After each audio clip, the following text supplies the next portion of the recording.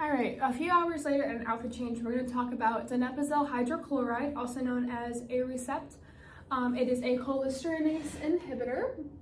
So what this means is it's going to inhibit the enzyme acetylcholinesterase, which is going to improve the levels of acetylcholine and therefore improve cholinergic function. So acetylcholine is a neurotransmitter that helps connections between cells.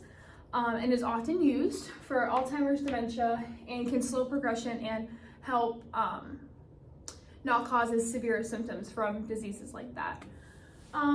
We administer this with an oral tablet.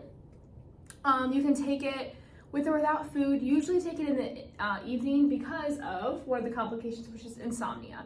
So we want to take it in the evening to hopefully prevent insomnia.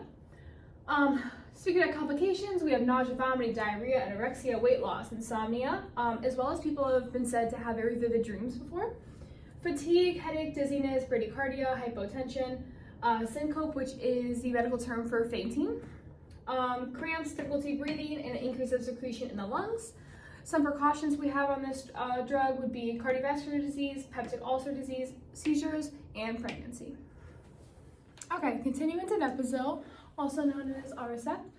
We're going to have a few interactions with this drug. It's going to be anticholinergic drugs, NSAIDs, which NSAIDs are going to increase that risk of GI bleeding and effects. And then beta blockers, we don't really want to take those with Donepezil because it is going to enhance those bradycardic effects and possible hypotension. So we also, as a nurse, want to monitor our patient and assess cognitive function.